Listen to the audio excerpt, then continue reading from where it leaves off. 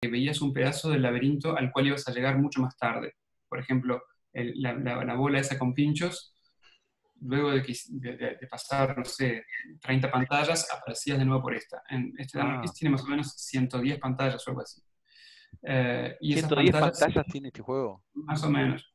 Te puedo mandar ahora, capaz que tú te lo mando por Facebook y lo puedes publicar, así ves el mapa entero que debo tener acá. A ver, O podés presentar pantalla tú, si querés, si tenés. ¿sí? Dale, ¿Cómo se hace? y desde arriba, a ver, para Ah, permitir que todos los participantes. a mí me propone afichar galería, pasar en modo pantalla, grabar. Ah, compartir la pantalla, acá.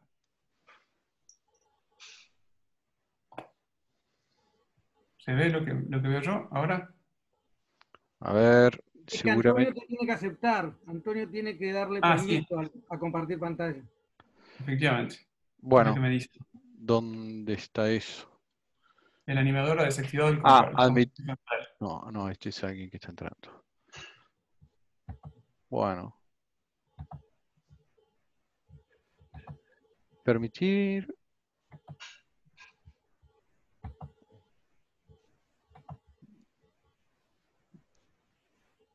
Seguridad, probablemente. Creo que era seguridad, sí, o algo de eso. Sí, Yo seguridad. lo vi el otro día, ahora no me acuerdo porque lo vi una vez nada Permit. más, Ah, ahí está. pero creo que seguridad, sí. Intento ahora. A ver. Ahí está.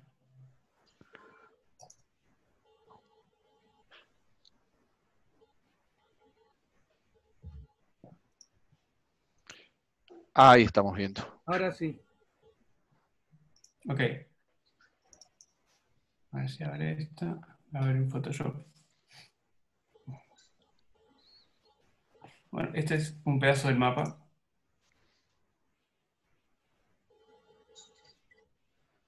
Y están acá en este momento.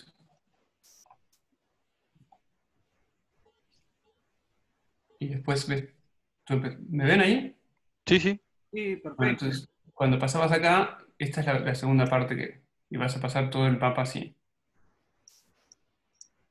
Esto es una mitad y después tenés la otra mitad que debo tener. A ver,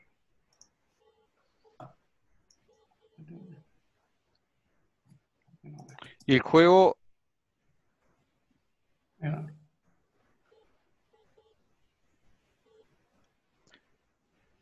n- no era una sola carga.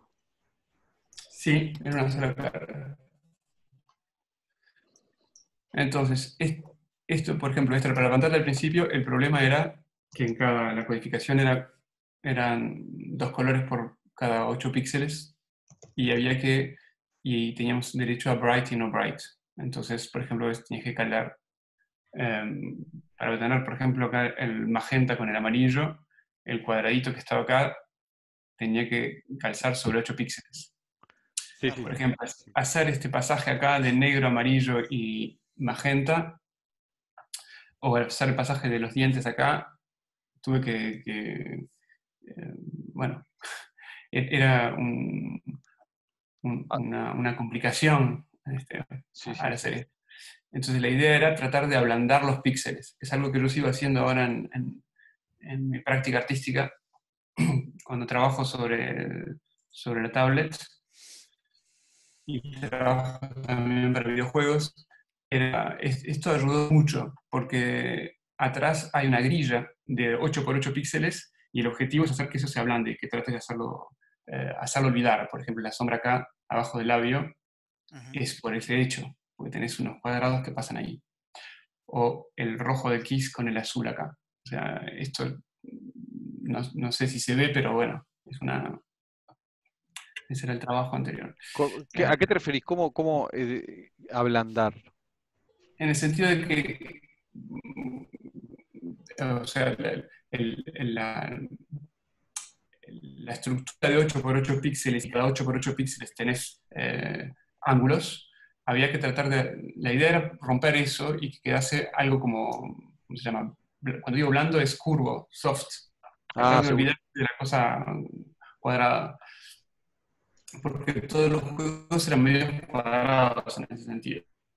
Sigue haciéndose, pero ahora tenés una cantidad de polígonos y una capacidad de cálculo gigantesca que trata, o sea, si de alguna manera con respecto a la... Para, corto la comparación de pantalla porque no veo a nadie, ¿no? ¿Corto eso? Sí. Así no. De alguna manera, en la historia de la evolución de imágenes, es cuanto más primitivo y simple son los gráficos cuadrados, más el cerebro agrega imaginación. Por ejemplo, dicen, este cubo aquí es un caballero con armadura y dos cubos es un dragón, y vos te lo imaginás. A medida que aumenta la capacidad de las computadoras para tratar de parecerse a algo realista, disminuye tu capacidad de imaginación y te volvés exigente. Decís, ahí se notan 4 píxeles, etc. O sea, esa curva, lo que era interesante cuando apareció los primeros videojuegos, era que había mucha más participación de imaginación del lado de los jugadores, de los participantes. Y había mucha más inmersión que la inmersión hecha a fuerza de realismo. En el campo del arte es la inversa. O sea, partimos, por ejemplo, de imágenes realistas y vamos hacia una abstracción. O sea, como que entre un Miguel Ángel y un Mondrian estamos yendo en el sentido inverso que en el mundo de la informática. Se va a volver, me imagino, en un momento vamos a pasar lo que estamos llamando casi el renacimiento de la gráfica, y se va a volver a algo en el cual aparezca más imaginación. Pero bueno, en este caso, al principio no teníamos la opción. Aceptábamos como algo completamente nuevo y excitante que cada 8x8 píxeles habían solo 2 colores y bright y no bright, punto. Y con esa regla, cuanto más reglas tenés y más limitaciones, más tu creatividad está obligada a desarrollarse. Cuanto más opciones tenés, se producen objetos más tibios, de alguna manera. Entonces, lo que era interesante en aquel momento, me acuerdo, bueno, tenía mi primer pasacassettes, y me parecía estúpido comprar cassettes con música de jazz cuando se podían comprar cassettes vírgenes y grabar sonido. Y me acuerdo que hemos grabado, no sé, las persianas que subían y bajaban, ruidos, una cantidad de ruidos que grabamos, y me parecía increíble poder grabar sonido. En ese momento ya estábamos en una lógica de producir en lugar de consumir. Entonces con Carlos lo que nos interesaba era, ok, veíamos lo que se hacía, descubríamos esos juegos como Buzzing Bell, y ¿qué era lo interesante? Lo interesante era que en un momento, en todo caso lo que era interesante para mí, era que en un momento te ponías tu personaje estaba quieto y tenía que pasar por ejemplo, un obstáculo, y entrabas en una especie de estado de zen, de concentración, de trance, mirando los píxeles diciendo cuál es el buen momento para apretar el botón. Y era un tipo de, o sea, si alguien miraba a un niño jugar, o sea, el fútbol, estaba en acción. Cuando estaba jugando, tenías unos niños paralizados frente a una pantalla, mirando un píxel y diciendo, ¿en qué momento voy a apretar un botón? En sí, era casi un estado un poco zen. Y en un momento vos veías que los píxeles casi los podías sentir que iban más lento, y podías apretar y saltar en ese momento. Y de repente, si un día no estabas en buen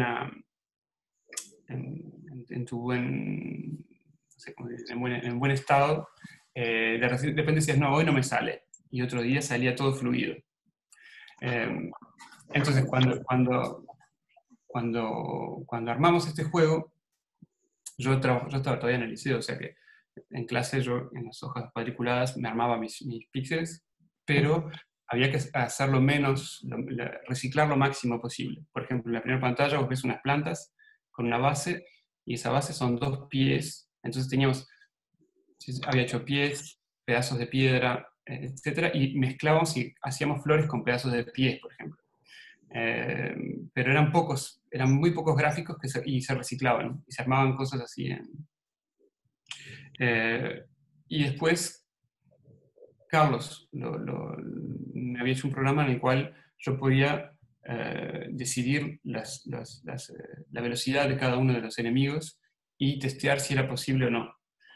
Y obviamente, como creo que estaba en masoquismo total, hice unas cosas casi imposibles de pasar para mí mismo. Es más, el juego creo que lo terminamos 2 veces nosotros, y usando las 50 vidas 2 veces nada más. Y creo que era como un estado totalmente maníaco de jugarlo y jugarlo y jugarlo. Y después había hecho Igual me imagino que a una trampita le harían para llegar a una... No, después él hizo un programa con infinitas vidas, pero incluso con infinitas vidas, bueno, es complicado. Hay que saber hay unos piques así de... ¿Hay algún poke por ahí suelto ahí? Sí, un poke que es... Sí, para poner, ¿cómo es? Para poner vidas infinitas o algo Para de eso. ok, sí, es lo que había hecho él, pero bueno, Sí. Okay. en algún momento. Y luego ese juego yo pensé que se había perdido definitivamente, y años después, o sea, acá estando en Francia, un amigo me dice, mira, aparecieron, no sé, alguien lo encontró y lo pusieron en el sitio de Spectrum, no sé. Así Y que ahí decís que fue- hay juegos que son anteriores a estos, que son parte Sí. del mismo juego, del desarrollo del mismo juego. Sí, hay dos pero bueno, no sé si salieron de otra, o sea, si ese cassette existe y alguien lo tiene, pero bueno. En todo caso, Hubo 2 versiones previas. tuve 2 versiones previas, no del mismo juego, eran otros 2 juegos en los cuales habían algunos gráficos que eran tomados. Pero, no sé, de la arqueología, si hay algún cassette en algún lado. Pero bueno. Para disculpar, ¿tú a qué edad fue que empezaron? El primero lo hicimos cuando yo tenía entre 17 y terminó en los 18 años. Data del 88. Así que eras tú con un hermano y con un compañero de clase. Con un compañero. Mi hermano era el que compró la computadora, pero esto lo hice solo con Carlos Irigaray, que está viviendo en Estados Unidos, pero me perdí la pista. Así que la misma historia que una noche agitada. Tenemos acá gente en la noche agitada, ¿no? Está Roberto. Hola, Ellos acá también estoy. eran. Roberto, ¿viste? ¿Escuchaste de eso, no? Sí, Eran también. se me hizo un poco tarde, entré un poco tarde, ya estaba hablando el muchacho ahí, que no sé quién es, pero alcancé a escuchar, sí, que algo del desarrollo del juego. Sí, él arrancó con un hermano y con un compañero de clase, igual que Igual que ustedes. nosotros, sí, el mismo esquema. Bueno, buenísimo. ¿Está? Porque Horacio, yo lo quise ubicar para el año pasado, para la hackathon del año pasado, y no, le dejé mensajes en Facebook, lo vio mucho más tarde, y bueno, ahora se está integrando este año. Pero así que Horacio nos llevó a ver las presentaciones de Una Noche Agitada, que va a haber un día van a hacer una charla sobre Una Noche Agitada, así que Horacio te esperamos ahí entonces. ¿Cuál es el juego de Horacio? ¿Hay un link o algo? Ahí pasé un link al gameplay, capaz que alguno después lo quiere ver, porque allá el amigo que estaba intentando pasarlo no pasó la primera. No pasé la primera pantalla, sí. Ahora puedo intentarlo otra vez, pero sí. Dangerous Kiss. Horacio, y esto es todo código máquina, ¿no? Sí. O sea, el que manejaba esto era Carlos. Mi trabajo era tratar de convencerlo de que se pusiera a trabajar, y entonces, justo en aquel momento él estaba con una novia, y mi objetivo era motivarlo para que vuelva a la computadora. Esa es la complicación. Bueno, mirá, Okay. eso es una Ahí están complicación. mostrando un dibujo de Horacio. Eso es una publicación de las historietas hechas en Montevideo en el... Ah, claro, mira. Ese era de... Uf. Hola, buenas noches. Hola, Tacha. ¿Qué ¿Qué tal? ¿Cómo haces, están querido? todos? Perdón, Tacha. Horacio, decís que Dangerous Kiss es del año 88, 1988. Sí. Yo no sé por qué este juego lo conocí recién el año pasado, en septiembre, y Sí. me había hecho la idea de que el juego era nuevo, no sé por qué. No. No, este juego es cuando... o sea, cuando lo terminamos, ya era casi, no digo que obsoleto Spectrum, pero digo, había salido otras computadoras, o sea, nunca pensamos en venderlo ni nada, y bueno, después me vine a Francia y estoy acá desde el 92. Y recién apareció, ¿hace cuánto? Hace unos, no sé, tipo 5 años, algo así. No sé, un amigo me dijo, mira, lo encontraron y lo pusieron en un repertoriaje de Spectrum, en la The vida, World el of mundo de Spectrum, ahí Spectrum. donde- Ahí está, sí, sí. Y yo estoy mirando la ficha acá en The World of Spectrum. Mm, Carlos Irigaray y Horacio Casinelli. sí. Así Mirá que, bien, ¿eh? y Horacio, esto imagino habrá influido en algo en tu arte, o cuando arrancaste esto ya pensabas dedicarte a...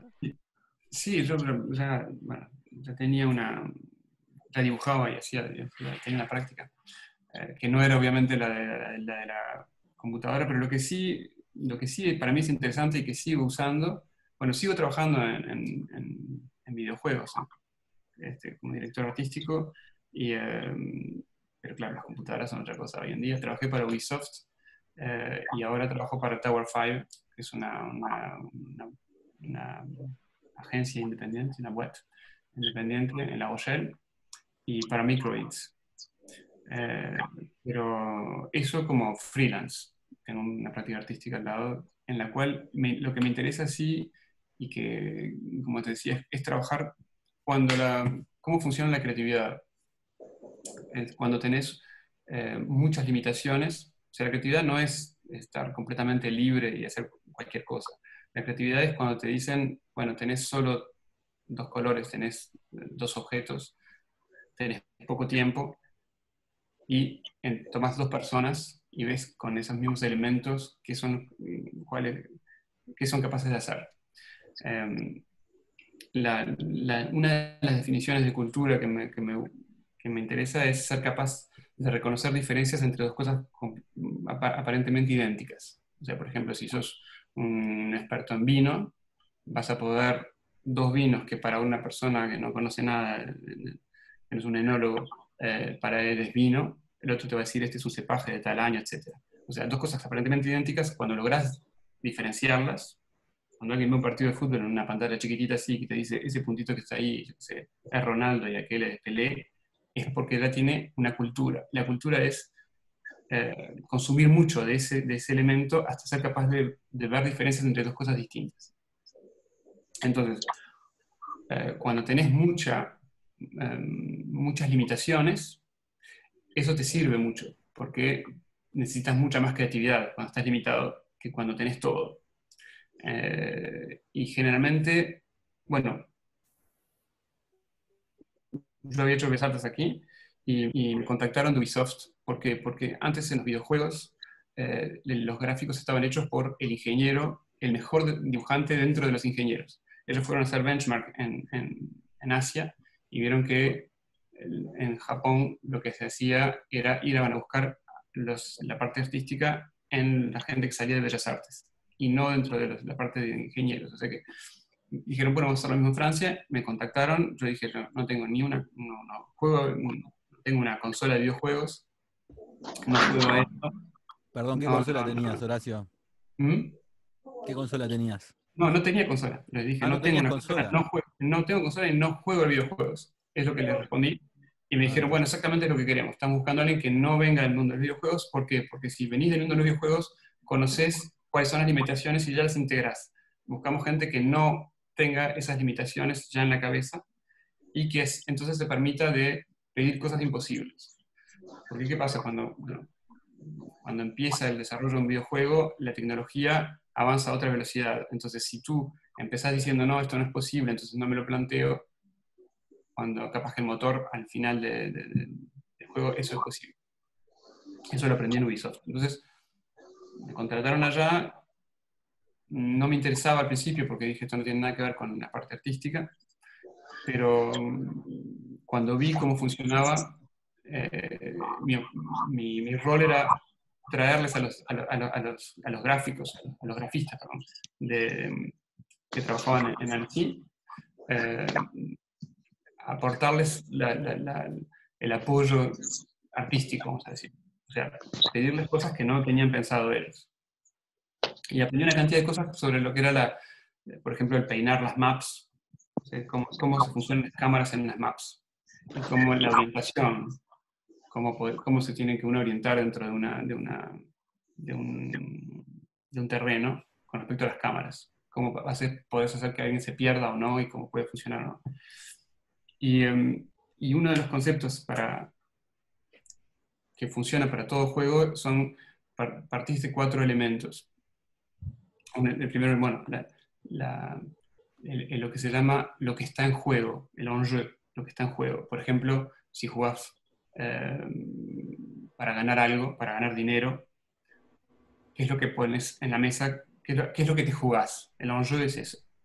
El segundo es la estrategia, el tercero es el ambiente, el cuarto es el bluff, y el quinto sería el azar. Entonces, todos los juegos tienen esos 5 elementos dosificados de 1 a 100. Entonces, lo que está en juego, por ejemplo, el juego que tiene dosificado a 100% lo que está en juego es la ruleta rusa. Lo que está en juego es tu vida. Entonces, que juegues a la ruleta rusa disfrazado de Pokémon, o etcétera, el ambiente, el ambiente sería eso, el look de la cosa, la dosificación es a 0. Es un 100% tu vida y el resto los pones todos a 0. Entonces es un juego que es, bueno, y el azar también, ¿no? Porque es donde está la bala. Pero en sí es un juego bastante simple.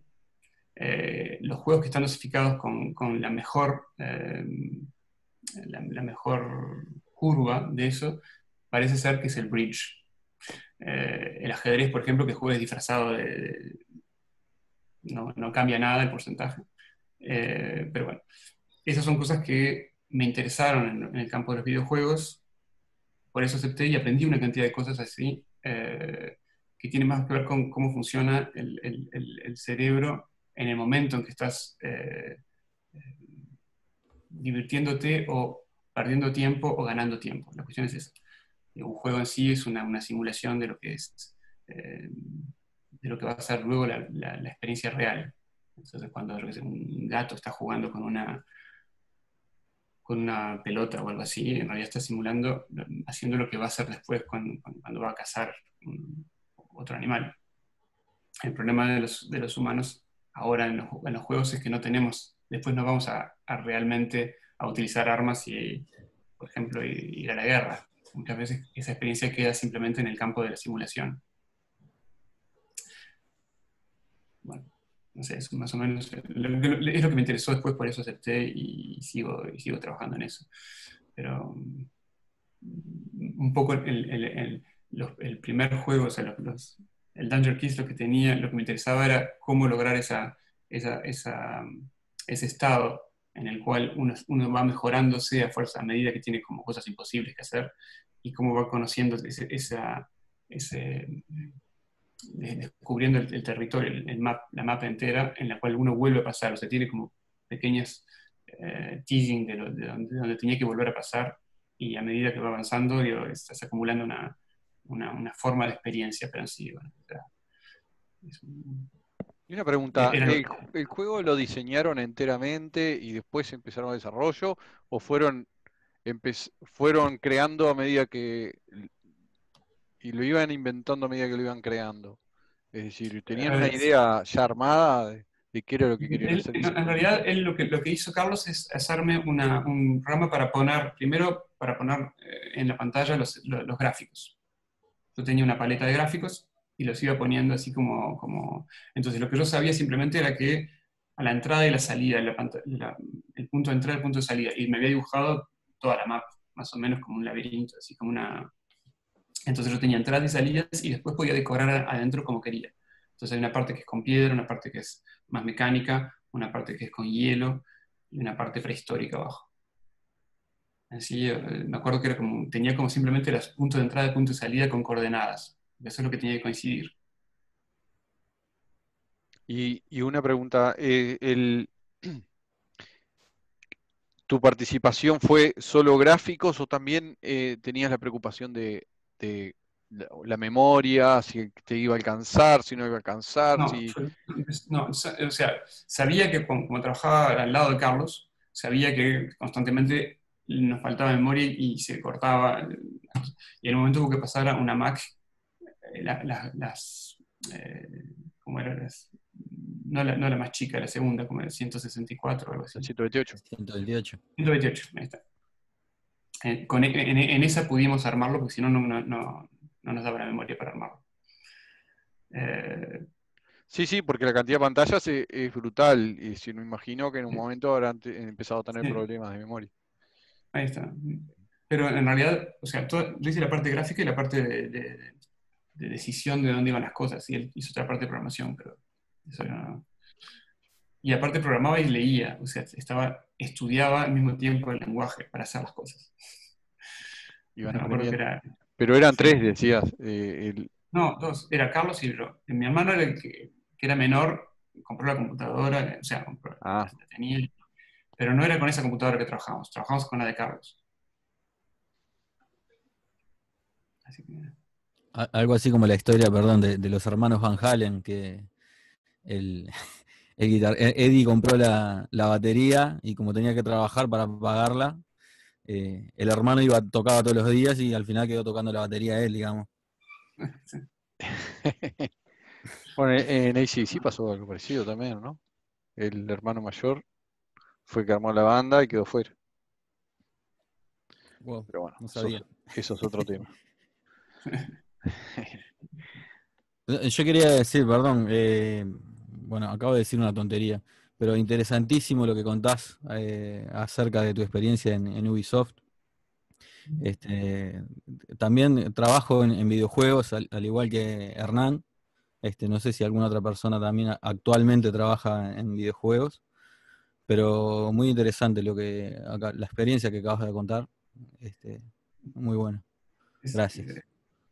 Y una pregunta, Horacio, con el conocimiento que has adquirido, si tuvieras que hacerlo de nuevo al juego, si volvieras y le cambiarías algo, lo harías diferente. El problema es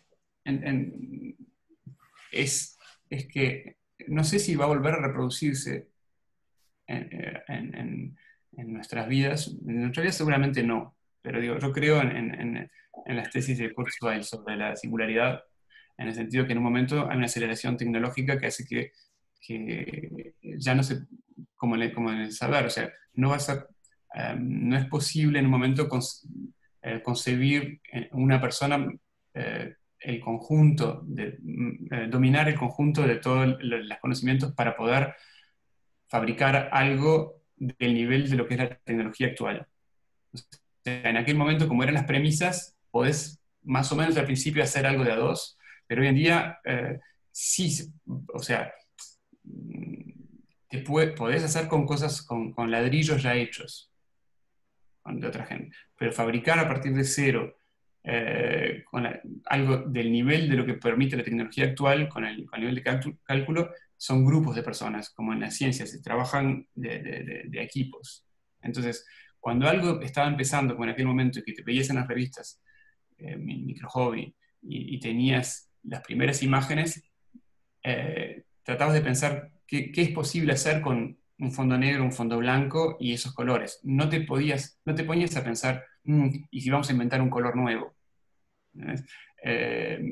Era, ok, con estas posibilidades, ¿qué es lo que se puede hacer?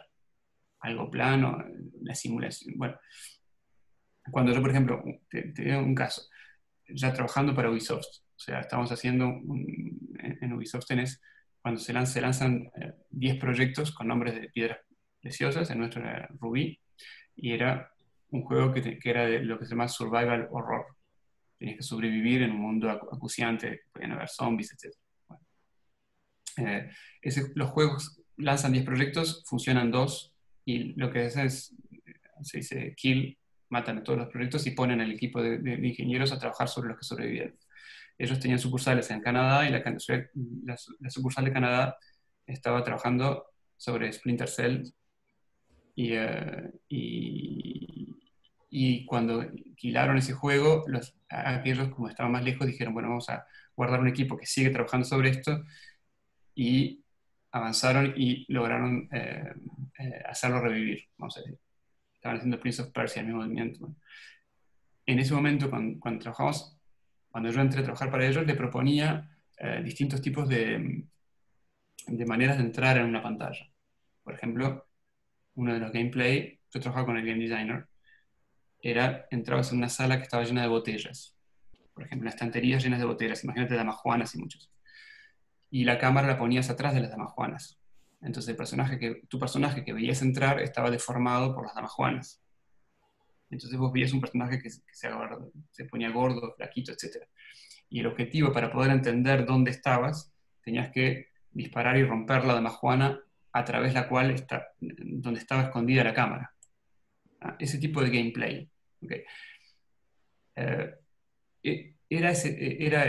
Esa posibilidad no se les había ocurrido, por ejemplo. Entonces vos proponías eso. Primero te decían que no era posible.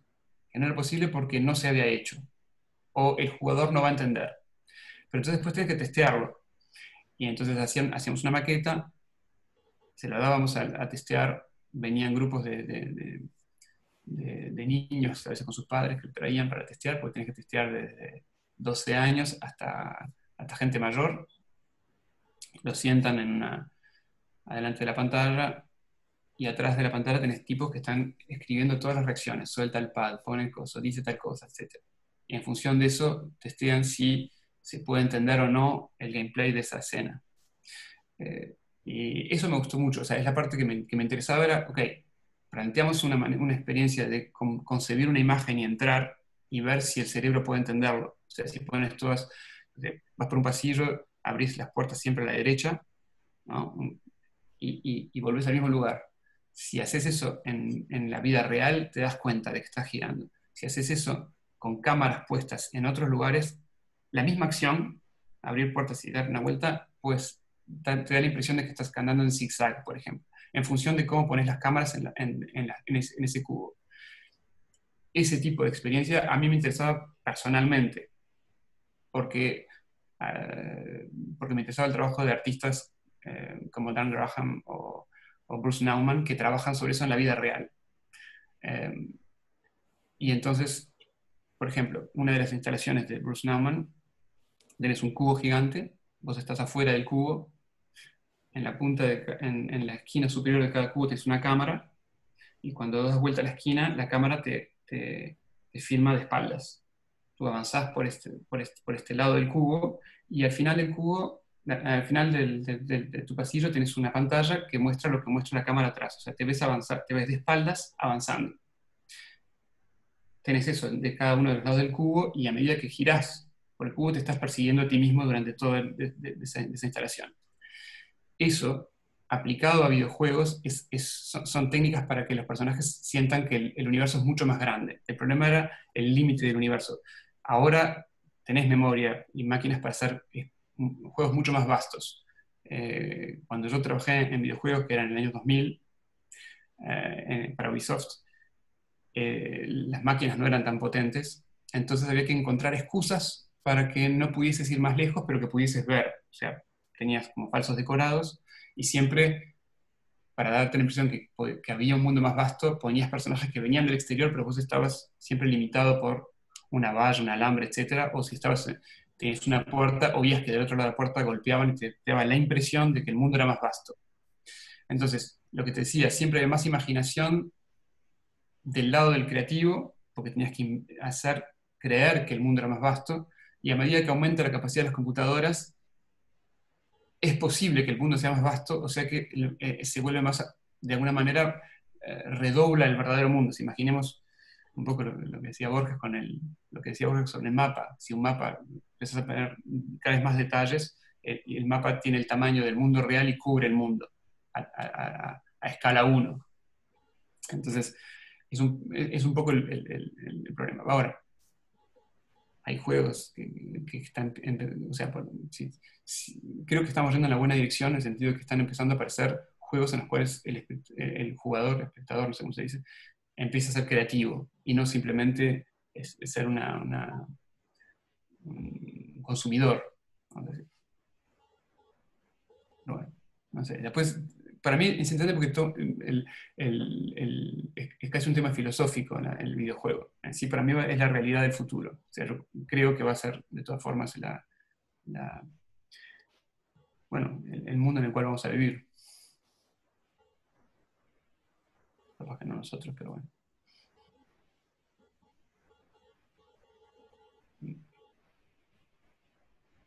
Muy interesante, El tema.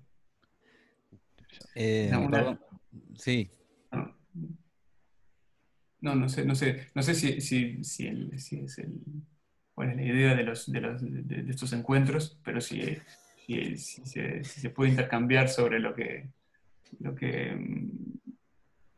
bueno, creo que los que vivimos el principio de los videojuegos, y es lo interesante que nadie puede venir a decirte hoy, alguien no sé, de 70 años, a decirte, yo te voy a explicar, no existían, o sea, somos más o menos los más viejos y con más experiencia, tenemos cerca de 50. Y por eso cuando, por ejemplo, estaba trabajando ahora en Microbits, y veo que vienen jóvenes y te miran como que fueras, no sé, George Lucas. Vos conociste esa computadora, digo, y es como que para nosotros era algo completamente, no sé, era nuevo y natural, pero... No, estaba muy bueno el tema de, como decís vos, de las limitaciones, porque al poder dominar la plataforma, la llevabas al máximo. O sea, yo creo que hubo 2 o 3 viajes que hemos visto pasar, ponele en el Atari 2600, que los gráficos eran más limitados, la época de los home computers, y cuando arrancaron los juegos de celular, viste que se reactivó todo eso de hacer equipos de 2 o 3.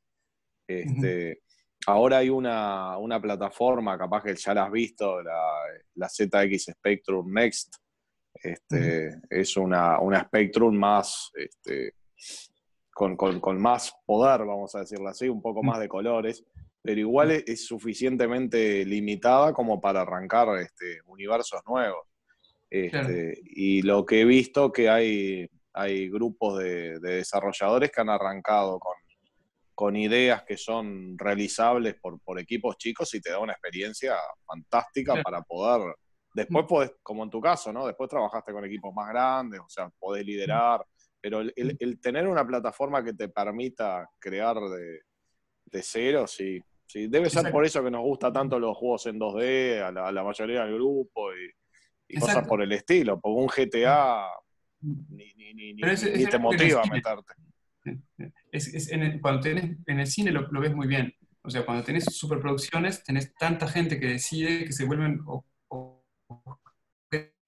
tibios, lo que se dice. O sea, porque tiene que gustarle a todo el mundo, invierten tanto dinero que no pueden permitirse esto, no pueden permitirse lo otro. Cuando tenés juegos o películas hechas por independientes, lo que se llama acá indie, son cosas mucho más originales porque justamente hay menos riesgo financiero. Y bueno, pueden surgir cosas que son más polémicas, más osadas, etc. Sí, te centrás en la historia, fabuloso, porque no te centrás en cosas que son accesorias, o sea, y lo que decís vos de los juegos,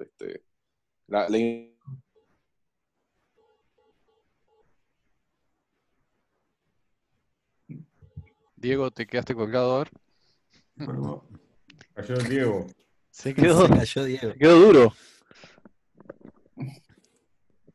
Bueno, ya que estamos en el silencio de Diego, quería aprovechar, Horacio, me hacía acordar, cuando hablabas, me venía a la mente en el año, no te quiero mentir, creo que era el año 94-95, que había un juego que estaba en PC, que se llama Alone in the Dark. Yo creo que Sí, lo tenés que claro, conocer. sí, sí, sí, sí, sí. Y justamente el short, o sea, luego vi el de PlayStation 1 o PSX y no me gustó para nada, no me gustó para nada. Pero yo recuerdo jugar en un Acer en el año 94-95 y las cámaras, o sea, el cambio de cámara, o sea, era un juego 3D, claro, el escenario ya era un renderizado Mm.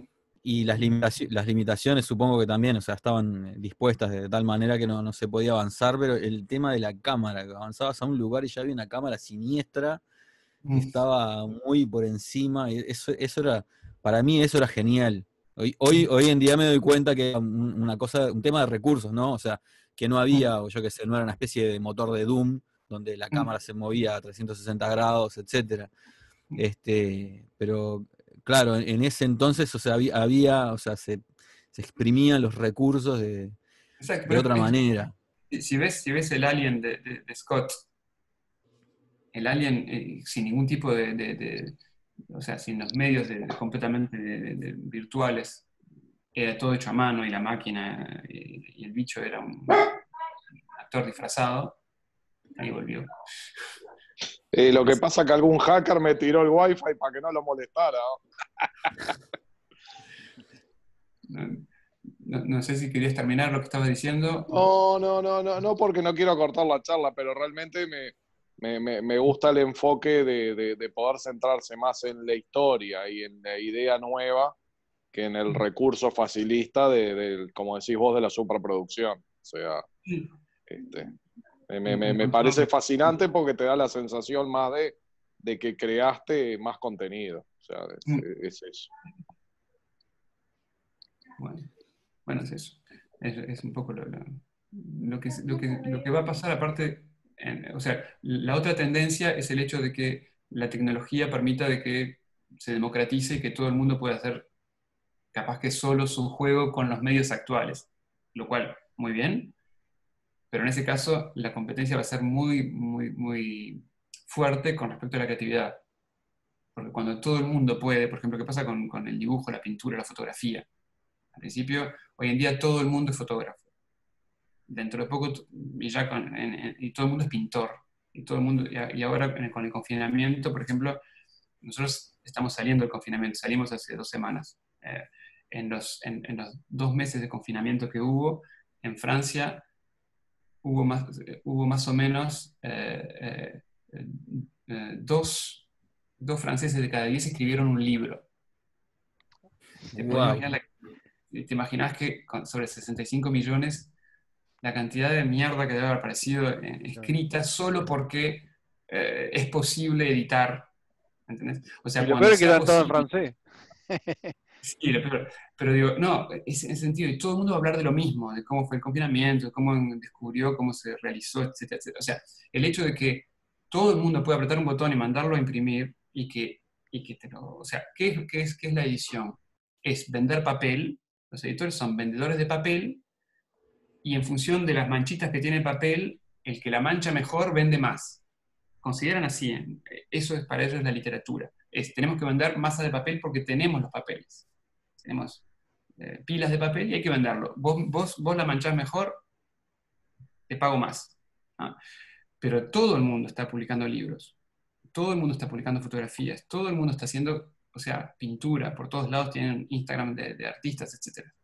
En sí, el problema es, en medio de esa especie de ruido gigantesco, hay que tratar de ver cuáles son los buenos dentro de eso. Entonces hay que darle el premio Nobel a los mejores, y hay que darle el premio Nobel al mediocre que se abstiene. Siempre digo que si tienes una fila de gente, si uno se abstiene de hacer para lo cual uno no es bueno, va a quedar en evidencia el que sí sabe hacerlo. Si todo el mundo se pone a hacer música, tenés una cacofonía y es mucho más difícil. O sea, entonces hoy cuando te pagan para hacer una dirección artística, lo que te pagan sobre todo es para poder indicarles, este es el bueno, porque hay miles, y ellos no saben cuál elegir. Entonces, ok, ¿qué es la dirección artística de un juego? Grafistas tenés millones. Gente que está esperando para escuelas de videojuegos, millones. O sea, ¿y cómo vamos a elegir? ¿Cuál va a ser el bueno?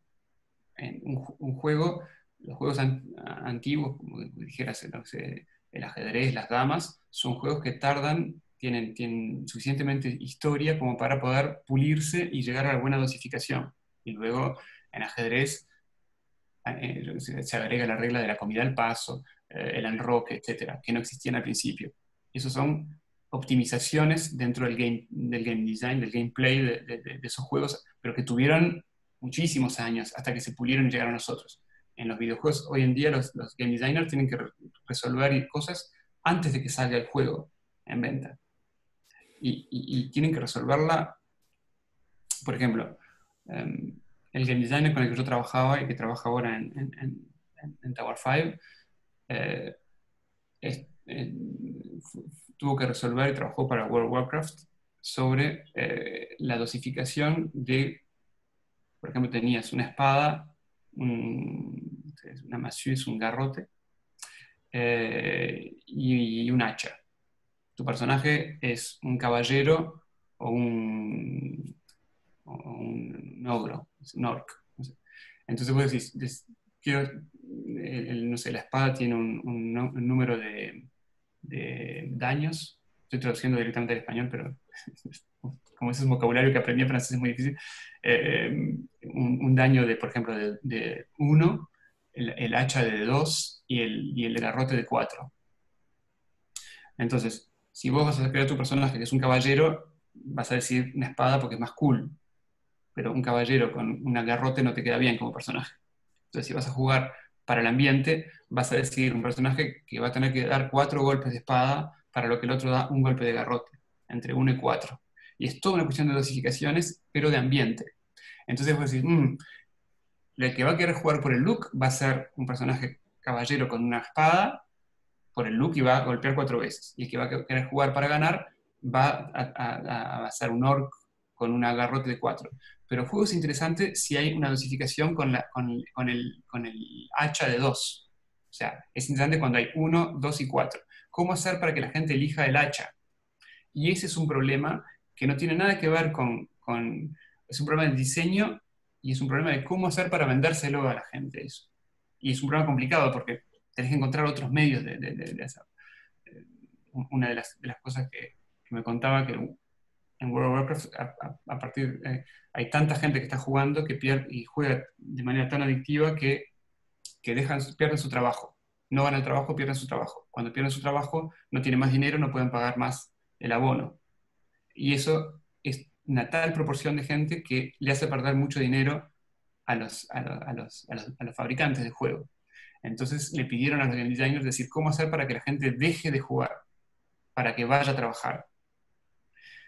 Y lo que encontraron era que si no te conectabas durante, por ejemplo, 24 horas, cuando retomabas tu personaje tenías más fuerza. Entonces lograron hacer un método de game design para que la gente no juegue, para que pueda ir a trabajar, para conseguir dinero, para poder pagarles, para poder jugar. Lo cual en sí es un bucle sociológico completamente absurdo. Es una locura eso, por Dios. Pero digo, por eso digo que para mí lo que se llama videojuegos, el problema es la palabra juego. En un momento va a transformarse en una realidad paralela, convencido, como de alguna manera ya lo son un poco las redes sociales para mucha gente, pero esa realidad paralela, el problema es que va a ser más interesante que la realidad. Una de las frases de Robert Filiu, un artista francés del movimiento Fluxus, en el cual participaba Yoko Ono, sus mayores exponentes, decía: el arte es lo que hace que la vida sea más interesante que el arte. ¿No? Si tomabas esa frase. Entonces, ¿qué quiere decir eso? De que estar interesado en algo, estar interesado en algo es lo que es un motor, es lo que te hace que te levantes y que vivas. Cuando no te interesa nada, en el caso extremo, te suicidas. Entonces, ¿qué es lo que te hace levantarte de mañana? ¿Qué es lo que que te motiva? Tienes las motivaciones que son básicas, alimentarte. Y después, imaginemos que lograste tener eso, puedes tener, no sé, cada cual tiene su trip. Un escritor va a querer ganar un premio, el deportista va a querer escalar no sé dónde, pero en sí, si no tenés ese objetivo, la vida no vale nada, vamos a decir una cosa así. Entonces, cuando eso es, si vos ves los videojuegos como una presentación de objetivos, ¿esos objetivos cuáles serían? Al principio, cuando los primeros juegos, como el Abusin Bell, era ver la pantalla siguiente. En el juego que hicimos era lo mismo, quiero ver los gráficos de la pantalla siguiente. Y una vez que los vi, cambia el objetivo, quiero pasar perdiendo menos vidas y competir después con mi amigo que está acá y que va a hacer el mismo juego y vamos a competir. Cambió el objetivo. El primero era ver pantallas, el segundo es, mira, lo hago en menos tiempo. Una vez que ya pasó eso, ¿qué es lo que puede quedar como objetivo? Vamos a comprar otro juego y vamos a desfasar ese. Entonces, si toda tu vida, la gente que está jugando, los gamers que están puros y duros, en los cuales solo salen para matar un Pokémon o para comprarse una pizza, para abrirle a ti, pero, o sea, conozco gente así que no sale nunca y que cuando las confinaron acá ni se dieron cuenta, ¿entendés? Y que estaban todo el día metidos ahí, les sacás la computadora o sea, se corta la luz y no saben qué hacer. O sea, se perdieron de vista. Entonces, esa frase, que el arte es lo que hace que la vida sea más interesante que el arte, cuenta con la idea de que es durante un periodo en que esa experiencia es interesante, pero luego hay una vida real afuera del arte. O sea, no puedes estar siempre consumiendo arte solo, porque en ese caso es algo contraproducente. Bueno, nos fuimos del tema. Perdón, Horacio. No te conocía y me resultás una persona súper interesante por todos tus conocimientos, más allá de... Bueno, yo vine por una charla de Spectrum, no sabía que tampoco trabajabas en videojuegos, tenés una carrera desde el año 2000 o antes. Pero es muy interesante lo que planteas. Estás hablando filosofía, me salís con el ajedrez. El ajedrez es matemática pura, o sea, el ajedrez no es infinito, obviamente, porque son 64 casillas, las piezas no son ilimitadas, y hace poco también estuve estudiando ajedrez, las jugadas de Kasparov contra la computadora de IBM, y resulta que la cantidad de jugadas, o sea, no es infinita, pero dicen que la cantidad de jugadas posibles en un tablero de ajedrez es mayor a la cantidad de átomos en el universo.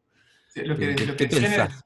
Es que yo estudié ajedrez, pasé durante prácticamente 4 años, entre mis 14 y mis 17, estuve leyendo, bueno, todos los libros de Lequine, toda Capablanca, todo, bueno.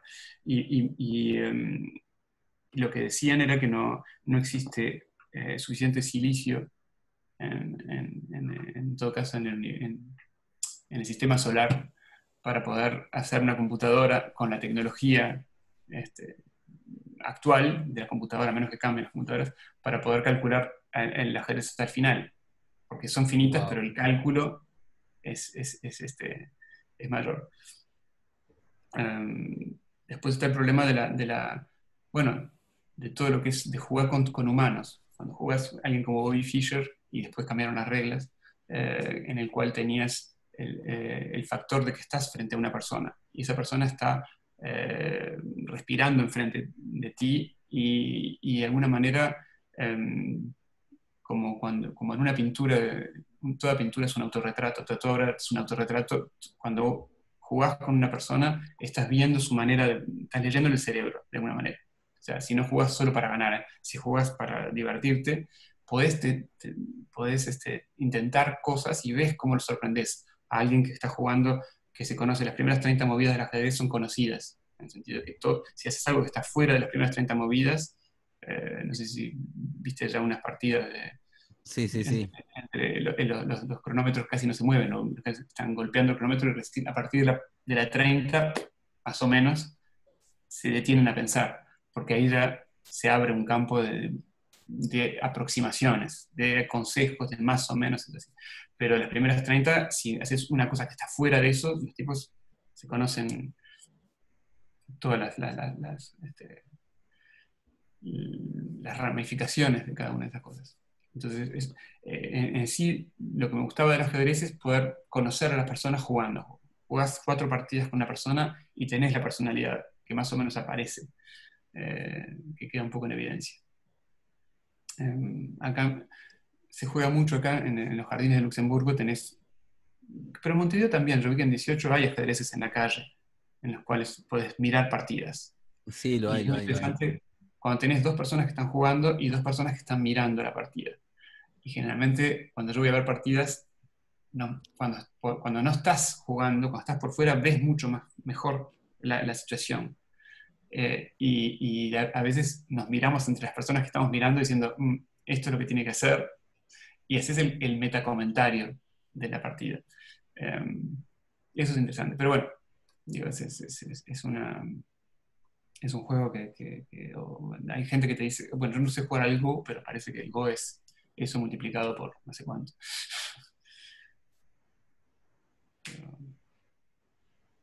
Así, creo que hay un problema, simplemente para volver al término juego y al término historieta, por ejemplo.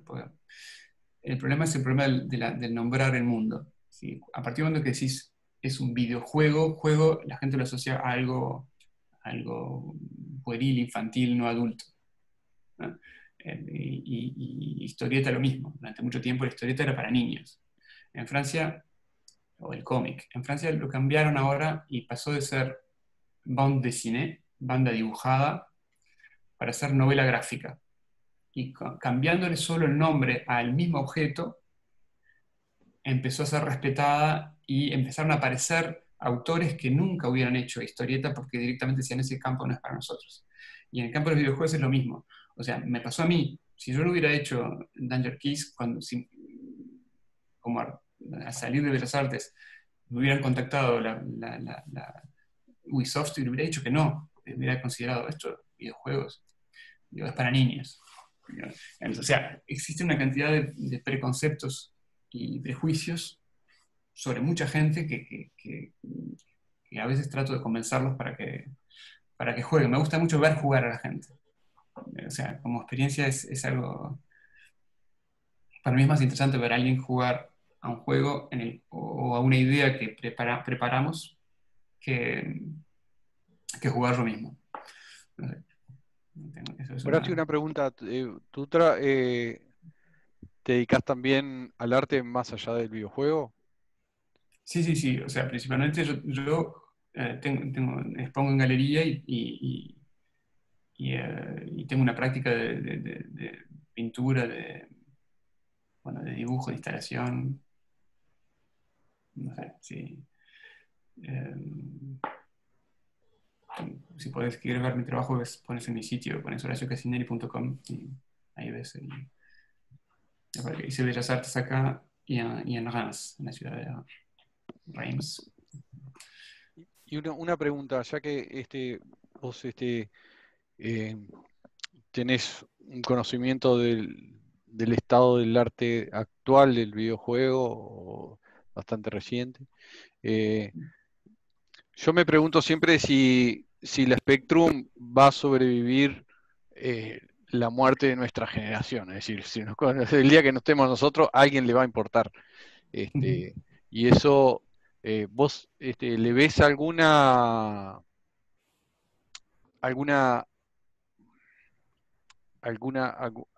algo que se pueda rescatar del Spectrum para las nuevas Mira, generaciones? acá, sí, en Francia tenés el Museo de las Artes y los Arts et Métiers, artes y trabajos, o sea, labores, artes y labores. Ese museo en el cual tenés el péndulo de Foucault, mismo que están colgando, tenés la historia de todos del automóvil, etc. En la parte de computación, cuando vas a visitar tenés las máquinas y aparece el Spectrum, está bajo vidrio, expuesto como un objeto que ya está en museo. O sea, es un objeto museal.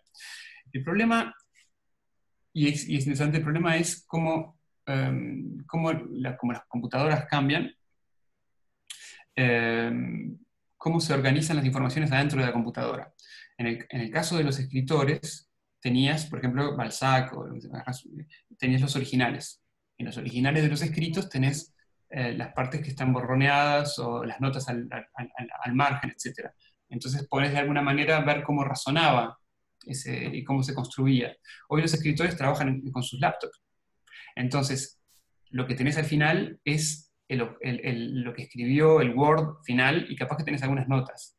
Entonces, lo que es interesante es cómo se organizaba su computadora. Y lo que hacen hoy es, les compran la computadora con la que trabajó, con todo ordenado sus archivos, les dan otra computadora. Y esta la guardan porque son los únicos documentos que se tienen de cómo trabaja un escritor en los años 2000. O sea, es como guardar toda su biblioteca y sus notas y sus escritos, la manera en cómo lo ponía. Y cada persona tiene su manera de construir y almacenar y ordenar las cosas. Esa manera de ordenar las cosas es un poco la copia de tu cerebro, ¿no? Entonces, entonces hubo una exposición que estuvo muy buena en el Jeu de Paume, que es un museo se expone arte contemporáneo y fotografía, en el cual habían puesto las computadoras con juegos que ya no existían más en la red y que no estaban más en línea, para los nostálgicos que se habían encontrado con sus mujeres o con sus parejas dentro de esos mundos virtuales. Y era como iban a jugar de manera nostálgica a esos juegos porque yo estuve acá. Y el problema es que esos decorados no envejecen. Si vos volvés a una ciudad luego de mucho tiempo, decís, acá había un bar, acá había este lugar, ya no está más. Parece que abrió el Sorocabana de nuevo, yo iba al Sorocabana en aquella época, pero digo, parece que volvió, pero cada vez que volvías, mirá el Sorocabana como era. Bueno, si vos tenés esa nostalgia sobre un videojuego, en el videojuego no hay una erosión de los píxeles, en ese sentido. Entonces, esa memoria queda fija, y están fijando esas cosas, están interesándose bueno, esos decorados son los decorados en los cuales vivió gente, porque unas generaciones están jugando constantemente esos juegos, y esos juegos no pueden desaparecer. El problema que se tiene en arte contemporáneo son los tubos catódicos de las televisiones. Todas las instalaciones de los años 60, 70 que estaban pensadas como Nam June Paik o Yoko Ono, etc., para pantallas, hoy en día, por ejemplo, el Centro Pompidou compraron muchas televisores catódicos para cuando pongan esas instalaciones, pero muchas no funcionan, no puedes reemplazarlas por televisores de pantalla plana. Por ejemplo, Nam June Paik lo que hacía era poner imanes arriba de la pantalla catódica y deformaba la imagen. Entonces, no funciona si no tenés esa pantalla. Y tecnológicamente esos objetos son únicos. Entonces, tienen una duración limitada. Entonces, de igual manera, el Spectrum, el emulador de Spectrum, cuando me lo pasaron para que yo pudiera jugar a Danger Keys, si yo ponía Danger Keys con la velocidad de la computadora, iba demasiado rápido. Entonces había que enlentecer la computadora para que pudiera funcionar. ¿Sabes por qué? Es lo mismo que en los teclados. ¿Sabes por qué los teclados, las letras están expuestas en ese orden? Sí, escuché que la gente escribía muy rápido y se trancaba. Exacto. Entonces es para enlentecer, no es el camino más corto, sino el camino más largo. Entonces, ¿por qué acá es Acerti y ahí es QWERTY? Es porque en inglés y en francés es distinto. ¿No usan QWERTY ahí? No, acá es Acerti. Ah. A-Z-E-R-T-Y. Entonces, cuando te compras un teclado francés, ten cuidado porque a veces te lo venden y decís, es más barato, pero no me funciona. Buenísimo. Perdón, voy a mechar, ya que... Perdón que hable tanto. Horacio, vos sabés que en un punto bueno, yo trabajaba en una empresa 3D, haciendo música y sonido para videojuegos para comerciales, etcétera. Y me pasaba de que en un momento determinado me compré un ZX Spectrum, o sea, volví a tenerlo luego de 2 décadas. Y lo que me di cuenta es que me producía, claro, empecé a experimentarlo, es una experiencia propia, ¿no? Y ideé la teoría de que uno cuando juega esos videojuegos, o sea, como estabas nombrando recién, revive la química orgánica, o sea, en el cerebro revive toda la química de cuando uno tenía 10 años, por ejemplo, y se ponía a jugar. Exactamente.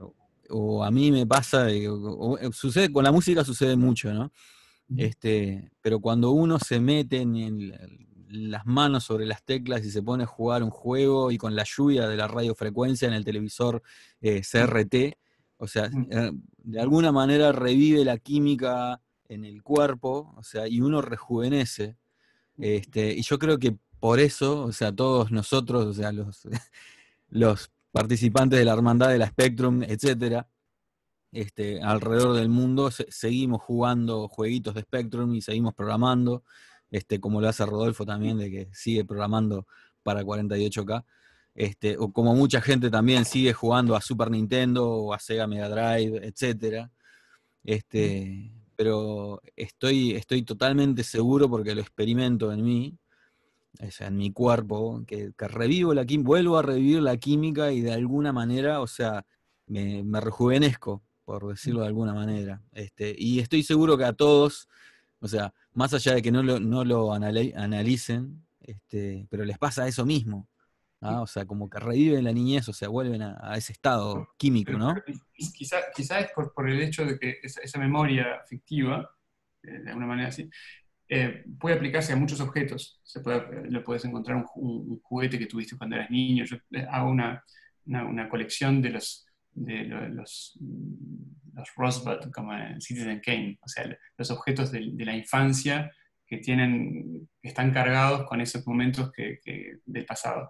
Pero la informática tiene algo muy especial en ese caso. Es que el objeto mismo no envejeció.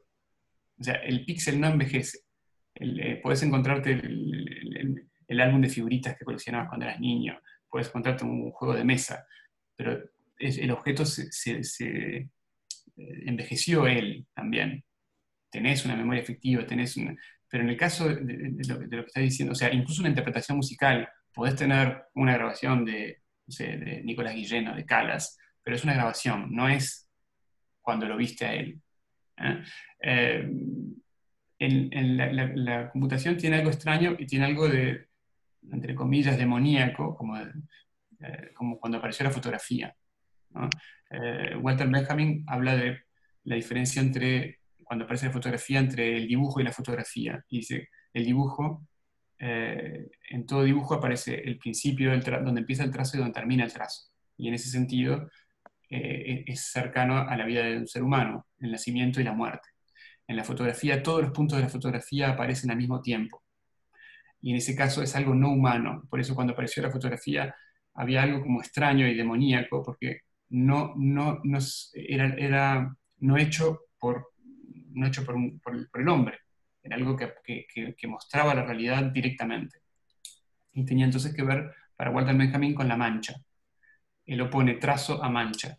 En la fotografía sí, ahora no se revela, pero cuando revelaba fotografía, cuando hundías el papel alrededor, aparecía una mancha. Y en esa mancha, cada uno de los puntos de la mancha aparecían al mismo tiempo. Esa simultaneidad era algo que como no era humano, era extraño. O se le tenía o respeto o era algo mágico, ¿no? La imagen aparece de pronto. La única imagen que aparecía de pronto que tenemos en la cultura, entre comillas, judío-cristiana, la primera imagen es el velo de Verónica. El velo de Verónica, cuando Jesús está llevando la cruz, aparece Verónica con un velo, le limpia la cara y queda impresa la cara de Jesús en ese velo, que lo deben haber visto en las iglesias así. Ese velo se llama el vero ícono, y por eso Verónica se llama Verónica, que viene de vero ícono. O sea, el nombre de ella es anterior a lo que va a ser. Esa aparición instantánea de algo que es la primera fotografía, porque no es un retrato de Jesús, sino es directamente la impresión de ese rostro, que después van a retomarlos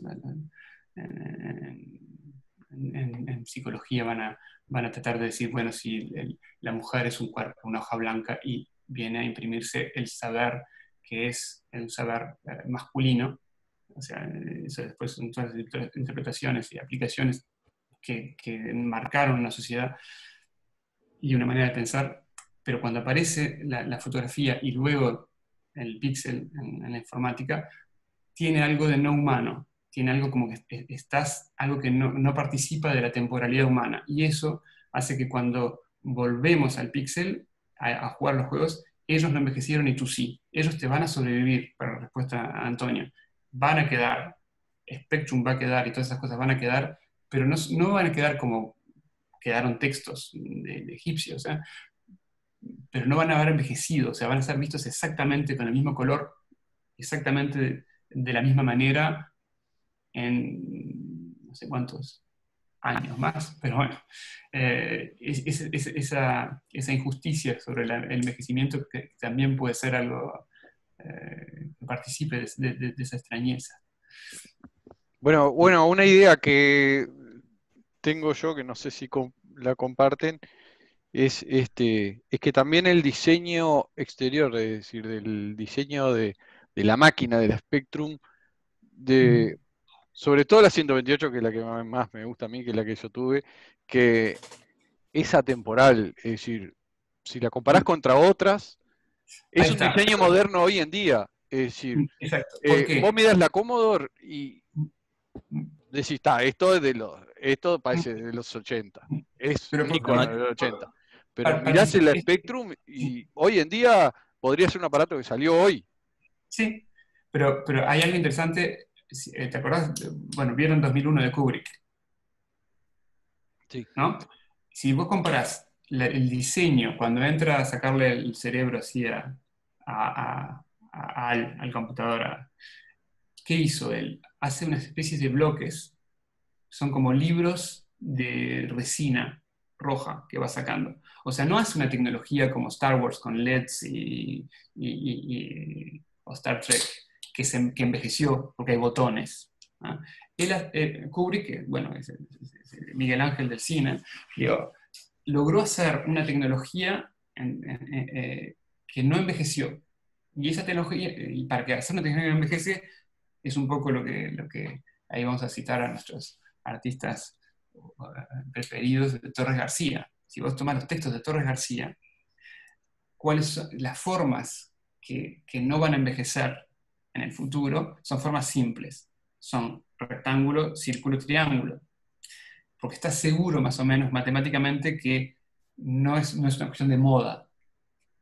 Entonces el Spectrum, o lo que hace Kubrick en 2001, usa formas extremadamente simples que sabe más o menos, por una cuestión de física, de que no van a estar decorados de Art Nouveau, o no van a estar, ¿entendés? En ese sentido no se la jugaron. ¿Y qué color? Bueno, vamos a poner negro. Y si vamos a poner colores, vamos a poner los colores. O sea, el Spectrum es un poco la etapa de Pink Floyd, Dark Side of the Moon, digo, aplicado a un volumen. O sea, no, son como atemporales. Digo, y si te fijas en las tapas de discos también, digo, o sea, el disco blanco de los Beatles, digo, no puede decir menos que eso. Pero sí, funciona así como un ladrillo bastante primitivo. Puedes hacer un edificio. Pero bueno, yo quería hacer una preguntita a Horacio. Quería preguntarte si, volviendo un poquito al juego, si en el momento, cuando terminaron el juego, si tuvo alguna repercusión inmediata en ustedes o en sus amigos, o simplemente terminó y lo olvidaron. O sea, ¿hubo alguna repercusión inmediata de eso? No, en realidad me acuerdo que lo terminamos, lo jugamos entre nosotros, y después, como habíamos terminado el liceo, empezamos la facultad. Y eso quedó, porque es tremendo trabajo que quedó ahí congelado. Sí, pero en realidad esa es una pregunta que que aparte me pasó en otras cosas.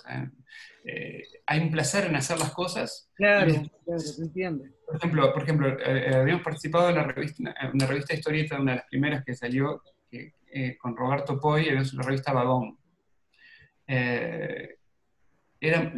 Hacíamos las reuniones, traíamos nuestras páginas, muy contentos hasta la impresión. Y una vez que está impresa, había que venderla.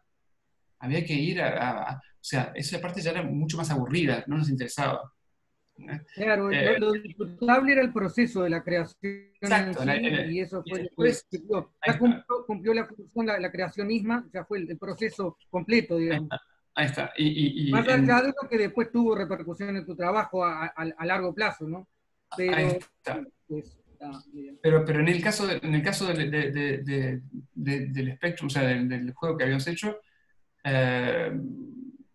o sea, nunca pensamos en la idea de venderlo. O sea, nunca se nos pasó, ni sabíamos, éramos unos pibes, ¿no? 18 años. Claro, claro, sí, entiendo. Pero me refería si entre ustedes, por ejemplo, se reunían a jugarlo o cosas así, entre amigos. Sí, o sea, entre los amigos cercanos sí, pero ¿cuántos habrán jugado? Seríamos 8 que habíamos jugado eso. Claro.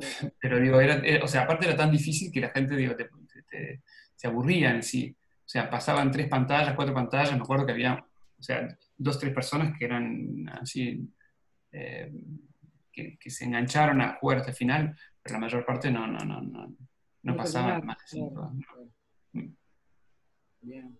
Pero me acuerdo que la Amstrad acababa de salir en aquel momento y había una cantidad de juegos que habían dejado de lado los juegos de Spectrum, me acuerdo.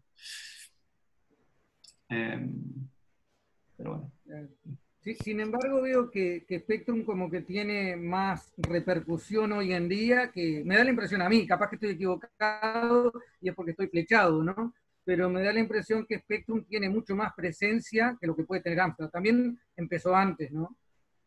Sí, capaz que marcó justamente más gente de los que después hicieron cosas.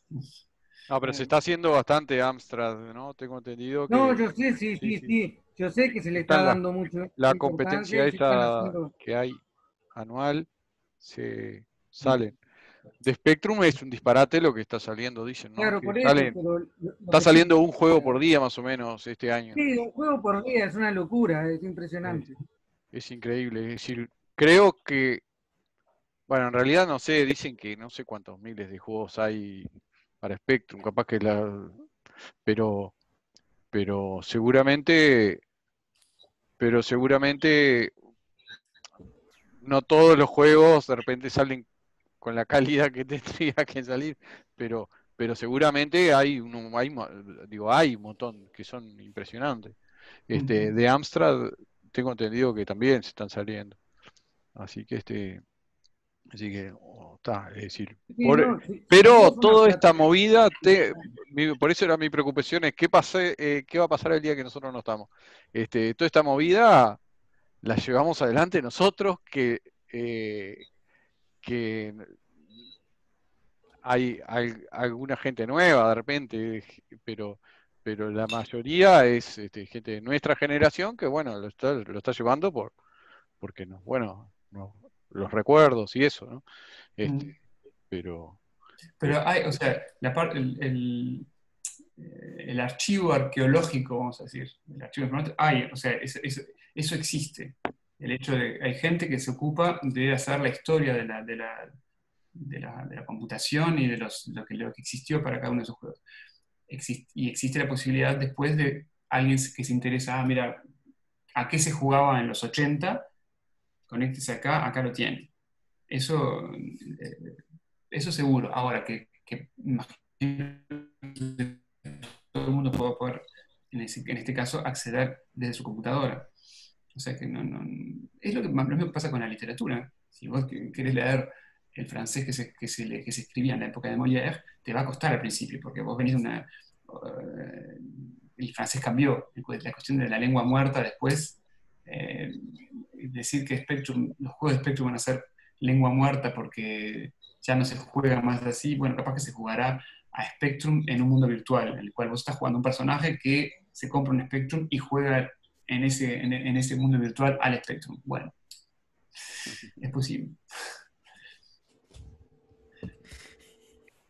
Buenísimo. Horacio, una pregunta. ¿Qué tal, Hernán, acá? Quería preguntarte, ya que volvimos a hablar del juego en sí, si la pantalla de carga la hiciste con el Art Studio o con qué software. No, o Si es sea, que te no, acordás. no, o sea, sé que lo que usaba era primero hacía un dibujo en un papel cuadriculado y después iba pasando 8x8 y pasabas líneas así. O sea, avanzabas con el teclado, avanzabas uno por uno y decías, acá sí, como un píxel. Y elegías colores, etc. No sé qué programa era. O si era un programa hecho por favor, no creo. Pero me acuerdo que en aquella época había dado un concurso de dibujo por Spectrum y que el que había ganado había reproducido había reproducido un Velázquez. Un cuadro de Velázquez en el cual está una mujer dándole unos huevos a otra. Es todo en Spectrum.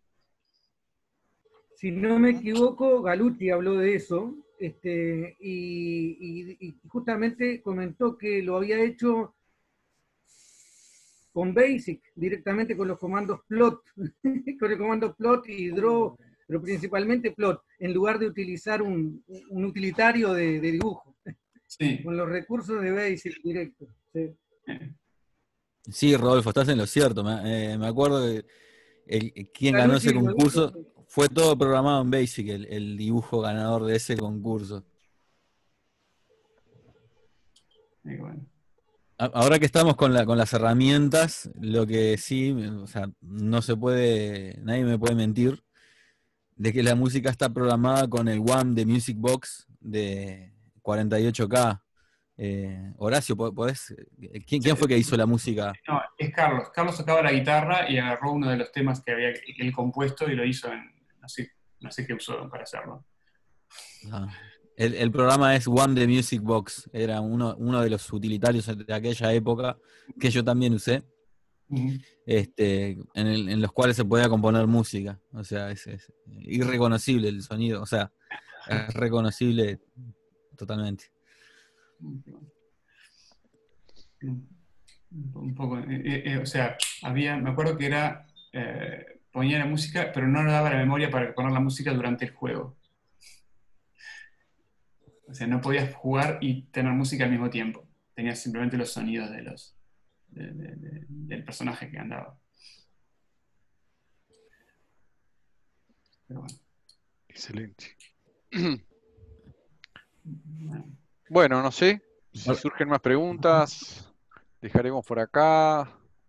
Está interesantísimo. Perdón, Yo soy. me gustaría que participaran Gabriel, Javier, Diego, Jean Paul. Estaría buenísimo que hicieran preguntas al respecto o de algo. Sí, había gente que solo Chibi. podía chatear.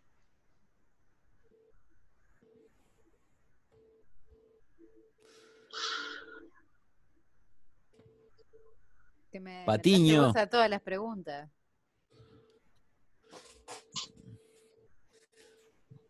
Yo le hago una pregunta a Horacio. No, digamos, ¿cuáles serían las chances de volverse a juntar tal vez con esta gente a hacer algo nuevo para Spectrum? ¿Con qué gente? ¿Con la que hiciste el juego este? Con Carlos. Carlos está viviendo en Estados Unidos. Bueno, le perdí el rastro hace tiempo, pero no creo que, o sea, no sé qué está haciendo. Si sigue haciendo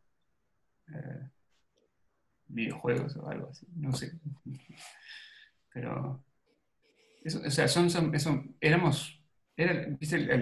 Cuando termina el liceo y después empiezas tu vida y en los últimos momentos así en que haces algo juntos y se dan esas condiciones y después empiezan, bueno, se bifurcan. No sé, pero digo, sí, porque bueno, Antonio me dijo si podía contactarlo, pero no tengo, le mandé un mensaje así, pero no responden. Era el último mail que tenía. Ah, qué lástima. No sé. Estaría Horacio, bueno, qué sé yo, sobre todo porque laburar online es súper efectivo hoy en día. Sí, sí, sí. eh, no me acuerdo qué iba a preguntar. Bueno, yo pregunto otra cosa, ya aprovecho. Horacio, y participar por hobby, obviamente sabemos que, o sea, hoy en día el tiempo de uno es muy limitado como para ponerse a programar para Spectrum, pero ¿harías con, por ejemplo, alguno de nosotros algún proyecto? ¿Te prenderías en hacer alguna simpleza para Spectrum? Yo no programo, pero digo, para la parte de concebir un juego puede ser divertido, sí. O sea, después es una cuestión efectivamente de disponibilidad.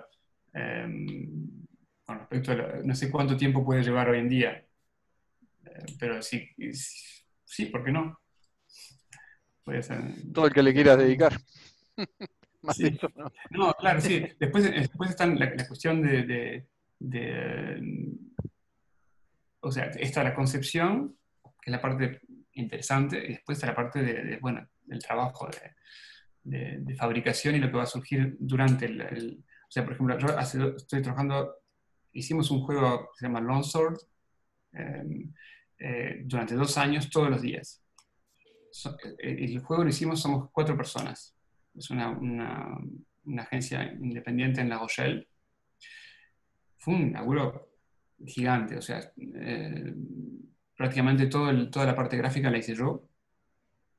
Un programador que es holandés, el game designer francés, y el modelizador, que es el modelizador que hizo eh, el juego sobre Alien Isolation, que se mudaron para La Rochelle todos para hacerlo. Yo soy el único que quedé en París y viajaba para allá cada 2 meses y el resto era a distancia. Claro, es un laburo que yo hago después del laburo que me da de comer, que es el laburo de grafismo, y o sea que cuando terminás el trabajo, a partir de las 6 de la noche hasta medianoche estás dibujando para aquello, no te quedan más ojos, y mandás y te mandan o sea, las correcciones. Después, bueno, la cuestión es cómo administrar el tiempo, y después viene la parte de los ojos. O sea, la pantalla tenés un límite físico, ¿no? De estar trabajando con eso. Yo trabajo en tablet, o sea, todo es dibujado con iPencil. Y bueno, o sea, pero bueno, hacer un juego de Spectrum hay que concebirlo. Esa parte puede ser interesante, pero bueno, ah, queda abierto. Un cuadernito Porque no, cuadriculado y una lapicera y listo. ahí está, ahí está. Una pregunta, ¿tenés todavía contactos en Uruguay? ¿Venís seguido? Y normalmente iba a ir, ¿te acordás? Iba a ir ahora. Voy una vez por año, normalmente, pero ahora con el coronavirus me anularon el vuelo y lo dejaron abierto hasta el 31 de diciembre. Sí, puedo ir en octubre, que es el único mes en el cual hay un agujero en el laburo, pero no sé cómo estará la cosa allá. Si allá hay cuarentena, o sea, obviamente que no voy a ir para estar 40 días encerrado. Cuando voy por un mes. Y la otra cosa es que haya cuarentena a la vuelta. O sea, eso. Ahora, en este momento, todos los Sí, proyectos frío. de planificación no se pueden hacer, no se sabe si acá va a haber una segunda ola o no. Normalmente, si viene una segunda ola, sería a fines de julio, porque hay que contar 2 meses. Es realmente una interrogante. Por eso, justamente, el trabajo a distancia es lo que se está haciendo ahora cada vez más. Pero, no sé. Es un poco la. Y es cierto que sí, que para armar un proyecto está bueno también en un momento hacer brainstormings en vivo. Porque bueno, la computadora está bueno, pero cada tanto, yo te digo, cada 2 meses iba allá y tenías que tener un intercambio con la persona en live y aparte testear las cosas también. Pero, Sí, una pregunta que me quedó es quise preguntar, pero me salió otra cosa, y era si consideras que hicieron las cosas bien, digamos, cuando hicieron el juego. Yo sé que un juego hoy en día se testea, en aquella época no se testeaba, se hace un montón de cosas que ustedes simplemente lo hicieron y listo. Mm, mm. Pero viendo el resultado, ¿te parece que en definitiva salió bastante bien? A pesar de lo que hicieron, o tenían más o menos cierta conciencia, hicieron las cosas...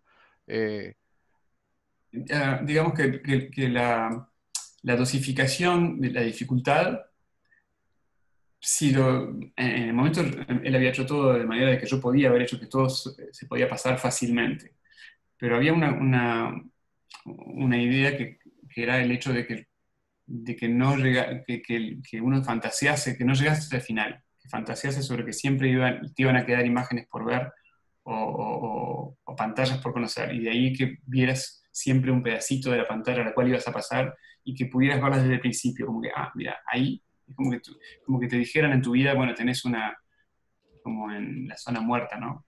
De Stephen King, que tuvieras como, vislumbrases lo que te iba a pasar y después todo, en cada una de las pantallas decías, capaz que esta me va a llevar a volver ahí o no. Entonces cuando jugué mucho después, me había olvidado de las pantallas, no sabía cómo eran. Entonces jugué realmente conmigo mismo. O sea, las pantallas que yo había creado a los 18, a los 40 y tantos, no me acordaba cómo eran y no tenía ninguna impresión de las cosas, no tenía ningún documento. Entonces, cuando empecé a jugar antes de tener, como decía, el POC con infinitas vidas, o sea, la motivación era encontrarme con las imágenes del pasado, de alguna manera. Pero como el objetivo no era, o sea, nunca fue venderlo tampoco, la cuestión era que no crashease. Carlos quería que estuviera terminado sin que hubieran bugs. Y uno de los principales bugs que había era si pasabas de una pantalla a la otra y de la pantalla anterior saltabas a la precedente y que caías sobre un bicho que te mataba, como volvía a empezar, se te iban a 50 vidas. Y eso pasa actualmente en ese juego. O sea, es un error del juego. Porque la concepción era siempre que querías avanzar, nunca volver para atrás. Pero como la puerta estaba abierta, o sea, de donde venías, si por ejemplo en la primera pantalla esa en que estás jugando, pasás a la segunda, pero de la segunda saltás a la primera, se te van las 50 vidas. Es similar a lo que pasa en el Jet Set Willy. Mira, no sé. Hola, no sé. Sí. ¿Se escucha ahí? ¿Se escucha? ¿Se escuchan? Sí. Sí, se te escucha. Bueno, buenas noches. Saludos para todos, no los conozco, pero bueno, un placer. Yo soy Carlos. ¿También me conocés, Carlos? Sí, a Rodolfo lo conozco, sí, a Sañar ya. Vivo en Brasil. No, nunca había usado este sistema acá. Soy de Madera, así.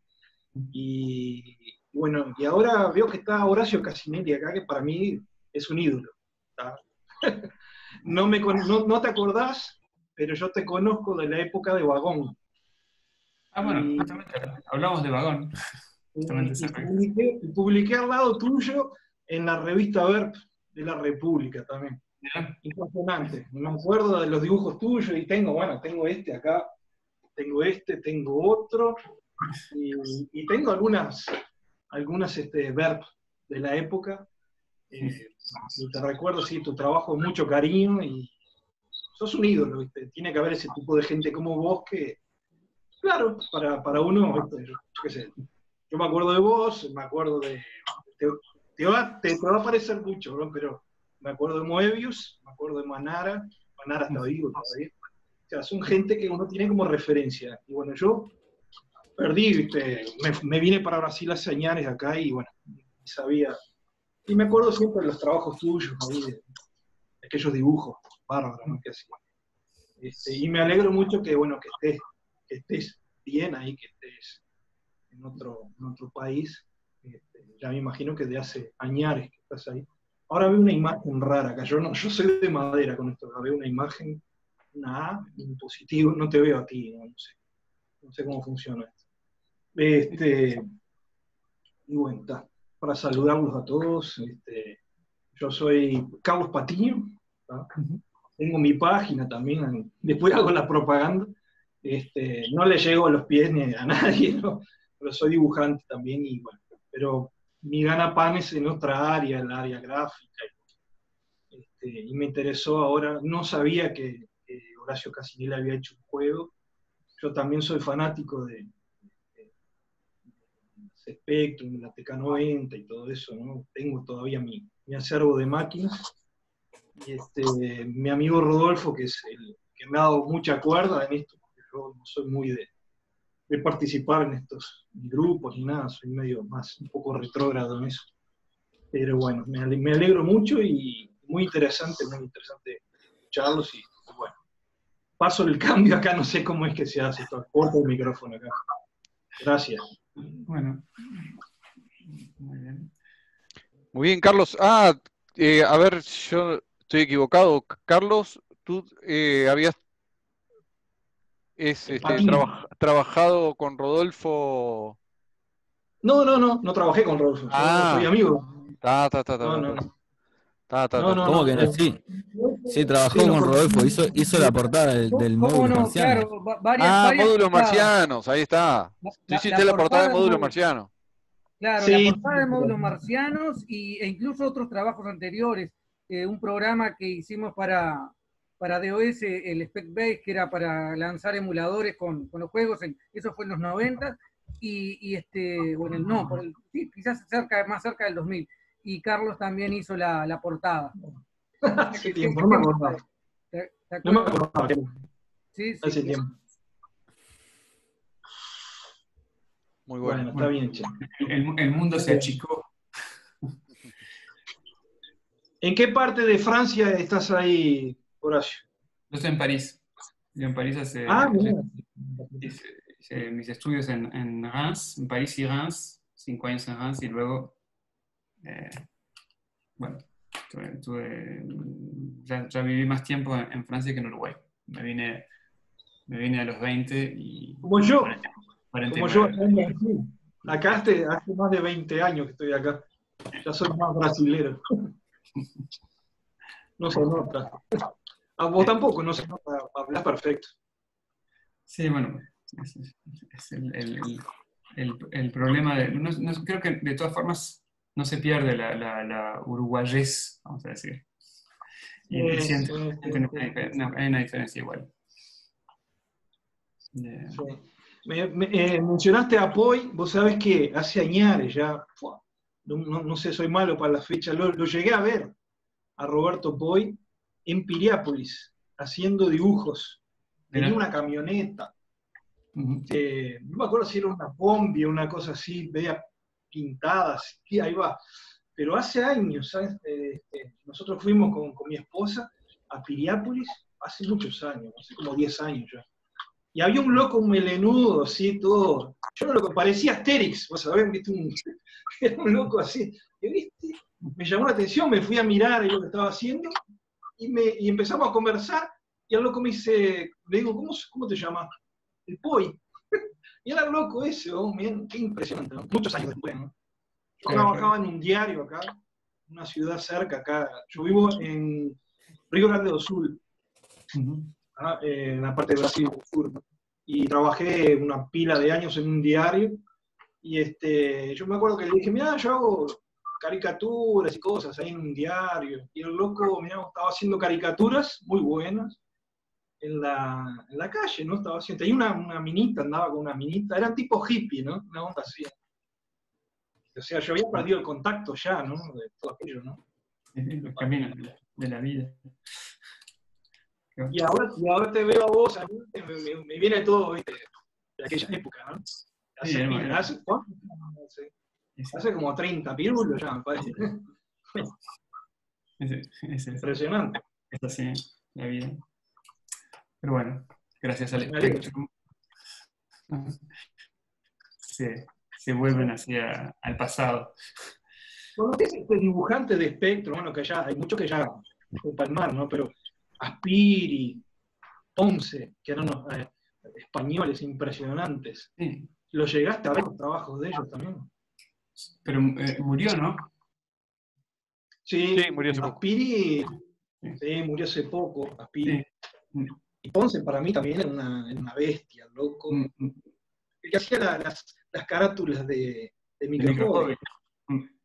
Tenía el nombre de él, pero tenía medio culto, ¿te acordás?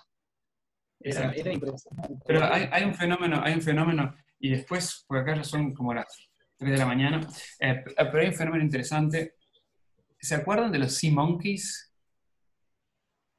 Sí. Que te vendían unos pescaditos. Ahí está. Entonces, la imagen que te vendían eran como unos personajes que eran como una familia y te vendían con todos unos dibujos y cuando eras niño pensabas que eso era lo que iban a hacer adentro de tu... Villiquen venían. ¿Cómo? Venían, sí, en la Villiquen. Y eran una especie de ni siquiera de gusanitos, eran una especie de... Ahí está. Pero en la imaginación de niño te parecía que tenía fe en que iban a aparecer, que en esas lupas, porque la pecera tenía unas lupas, ibas a ver todo eso. Bueno, el mismo fenómeno aparecía cuando jugabas a Profanation en el Spectrum, cuando vos veías los dibujos en Microhobby, vos te imaginabas que estabas en un templo con una cantidad de cosas realistas. Y cuando estabas jugando, en esos gráficos, la impresión cuando terminabas de jugar, que haces una pausa, habías estado dentro de un templo egipcio. Y era un recorte de piedras plano. O sea, la imaginación daba mucho más. Pero no te sentías traicionado. Yo no me sentía traicionado, ¿sabes? Yo miraba No, por supuesto que no. Por supuesto que no. Yo veía el juego como más elemental, pero yo parecía que estaba dentro de la ilustración. Exactamente, porque la capacidad de abstracción, y es lo mismo que pasa con la literatura, vos estás leyendo unos códigos y en tu cabeza estuviste dentro de un Stephen King, por ejemplo. O sea, y creo que hoy en día cuando te dan las cosas muy masticadas y hiperrealistas, das menos de tu lado. Entonces, bueno, eso... Una pregunta ahora que me estoy, más o menos me estoy volviendo ducho en este sistema acá. ¿Trabajás ahora con la parte de 3D, ¿no? Entonces, yo no hago la parte de modelización, yo hago la parte de dibujo plano y después modeliza otra persona. Está. Yo hago toda la parte de concepción. El ZBrush y esos programas no los tocaba. No, eso los trabajan ellos. Porque trabajo con los modelizadores, son unos... Entonces viene a ser tipo un arte conceptual, una cosa así. Claro, yo le hago lo que tiene que... Claro, yo tengo en cuenta igual el problema de las proporciones. Sabes que si, por ejemplo, haces una silla y que la silla tiene las patas muy finitas, hay un efecto, bueno, había en el 2000, ahora cada vez menos, porque tenés distintos grados de definición en función de si la cámara está cerca o no. Cambias el objeto, ¿no? Cuando se aleja, si vos un objeto que se aleja, que tiene cosas muy finitas, existe un problema, no sé si en francés se dice moirage, que hay una, no sé cómo puede ser, cuando tenés una vibración entre moiré, porque viene de francés, moirage viene de moiré. El tejido moiré es un tejido que toma la luz de manera, y que te crea unas paralelas y aberraciones gráficas. Ahí está. Entonces, como sabes eso, cuando creas tu personaje y las cosas, ya lo estás dibujando teniendo en cuenta esos problemas. Por ejemplo, los personajes tienen que ser todos asimétricos para que cuando tu personaje se da vuelta, tiene que tener algo en un codo o algo en algún lado para que entiendas de lejos de que el personaje se dio vuelta. Entonces, cuando lo diseñas, ya estás diseñándolo con una asimetría de comprensión. Y todas esas cosas vas integrándolas antes de componer tu personaje. Pero bueno, eso después viene con el métier, ¿cómo se dice? Con el oficio. Métier es oficio. El museo donde está el Spectrum es el Museo de las Artes y los Oficios.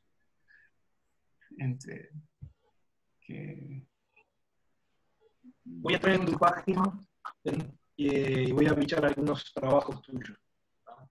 Dale. Mi página es patino.com.br. Si querés bicharla, soy medio... Patiño con una ñ, es con ñ, ¿no? Patiño. Ahí va, pero como acá no hay ñ, sacar el patino.br, porque estoy en Brasil. En Brasil. Buenísimo. Bueno, vamos a ver. Bueno, no sé cuál es si lo dejamos por acá. Ya Acá estaría la mañana. cumplimos sobrado las expectativas de lo que iba a ser la charla, así que muchas gracias, Horacio, muchas gracias a todos. Bueno, si cuando se defina esto de las cuarentenas o no cuarentenas, el año que viene, si quieren, vamos a vernos en vivo. Encontramos. Sí, por O si supuesto. vienen a París, si alguien viene a París, me mandan el Te vas dato a y arrepentir de eso que dijiste. y los guío en Llevamos museos. el Spectrum abajo del brazo. Ahí está. Perdón, Horacio, ¿tenés una página donde podamos verte Sí, o ver tu ponés- trabajo? Está publicada en el chat. Está ahí en el chat. Ah, está perfecto. Yo entré tarde en el chat y no llegué a verla, perdón. Si alguien se anima a volver a pegarla, le agradezco. En YouTube tenés unos videos, pero están en francés. Son entrevistas que me hicieron, pero es de videos de arte, pero claro, están en francés. No sé si hay un traductor automático, pero... No hay problema. Sí. ¿Y cómo la busco? ¿O cómo te busco en YouTube? Pones... ¿dónde puedo acá escribir? Si pones... Abajo hay en Conversé. Abajo hay chat, abajo mismo. Sí, pones, en francés no sé qué dirá ahí. Eso es lo que pones. Ese es el título de la... Excelente. En YouTube ese es el título de la película.